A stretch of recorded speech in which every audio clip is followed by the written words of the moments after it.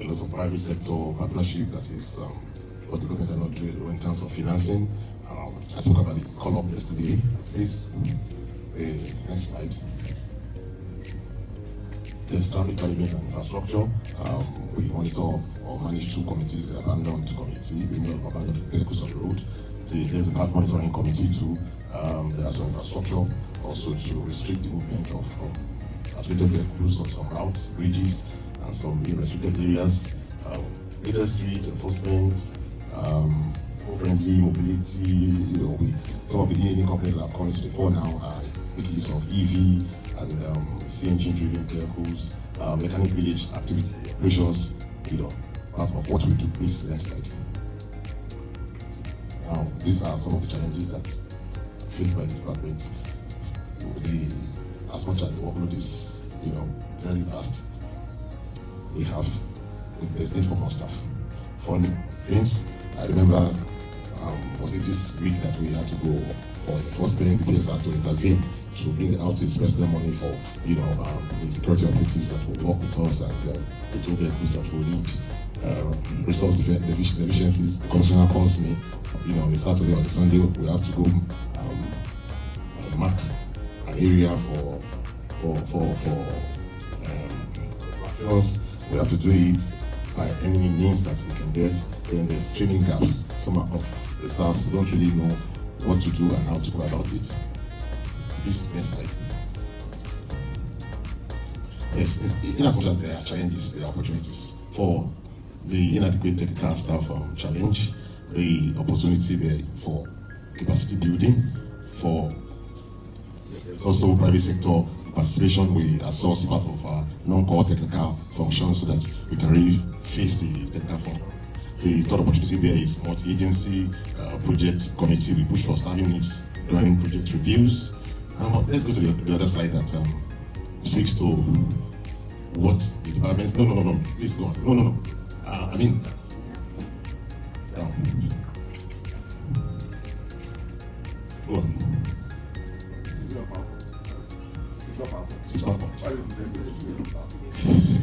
So, I want to really dwell on recommendations for operational efficiencies.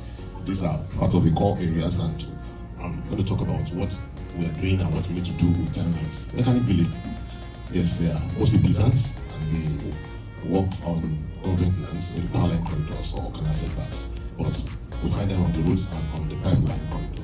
According to the policy says that pipeline corridor is not safe for mechanics. So what are we going to do? It means that we have to secure the power line corridors and relocate the mechanics there. And we're looking at a timeline of 2 years, because we can't do it alone. We have to go to Ministry of Fiscal Planning, and they have to do the demolition and take care of all the encroachments. That is for mechanic village. For e-hailing, yes, we manage e-hailing by means of technology, but at the same time there are gaps. What is the exit procedure? I have a car, I'm doing e-hailing. I registered with the ministry some 3 years ago. I'm not doing it again. The camera catches me and I'm fined for using my car for e-taxi where I had exited 3 years ago. Yes, the system should be able to identify if such an operator has used the vehicle for e-hailing, and that is why we need to have an exit procedure.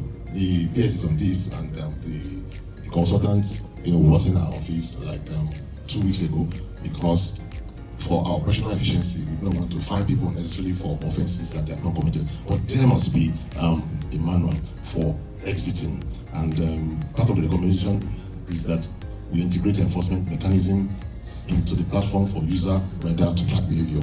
Now we fine the driver or operator for not having XYZ statutory papers for commercial activity.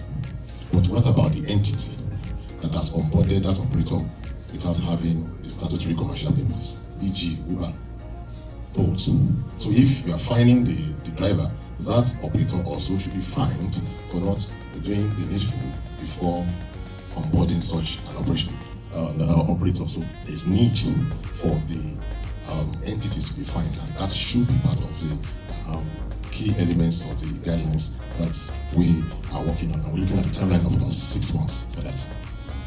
MOT work ethics. work ethics information dissemination lacks coordination affecting operations and service delivery. We are all guilty of that. Even in my department, 3-4 days ago, planner needed an information from my department. The officer in charge of revenue was sick, and he told his 2IC to get the information for planner. The one who got the information did not do the needful and did not get back to the officer. So the ethics has to improve. Next slide, please. Government manuals on transport union activities. We have a white paper on transport union activities 2004, which recognizes only 2 transport unions. So whatever union you have must come under either of the 2. Now we have so many other transport unions that are registered with CAC and the Federal Ministry of Labour. So they are taking us to court because they have the requisite documents for registration. Must they come under NURTW or written? So we need to look at that white paper.